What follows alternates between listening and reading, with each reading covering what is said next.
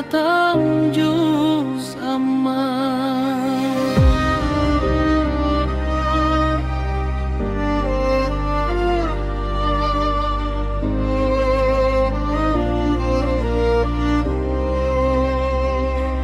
Wahai majelis yang diberkahi Tuhan, bersyukurlah hati yang telah dikurniai, telah terhafal juz amanan suci, laksana mutiara di dada yang bersemi. An-Naba sampai An-Nas terlafaz indah di hati anak-anak jiwa yang merindulah.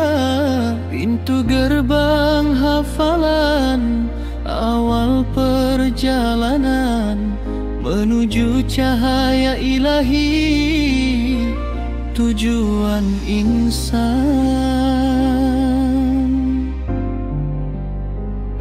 Hatamlah ia bukan akhir perjalanan,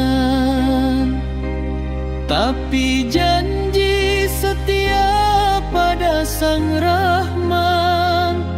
Doa syukur mengudara, ampunan dipinta, agar Quran melekat menjadi jiwa.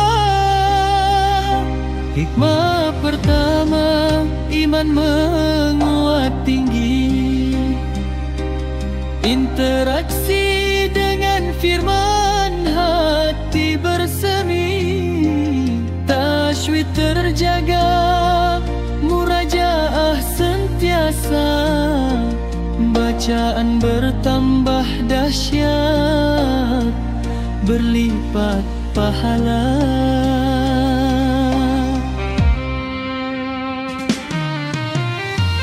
Pedoman hidup, penunjuk jalan benar, tentang akhirat surga penuh peringatan,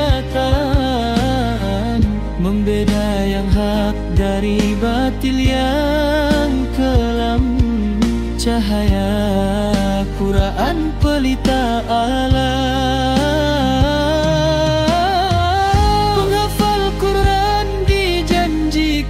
Syafaat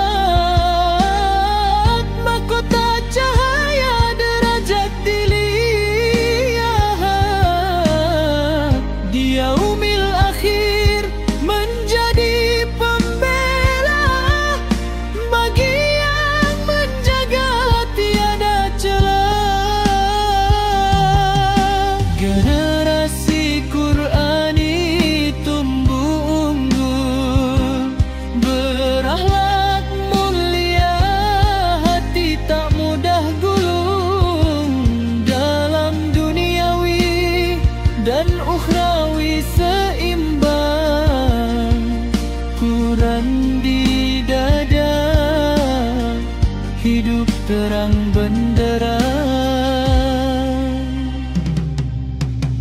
Wahai penghafal, janganlah berhenti,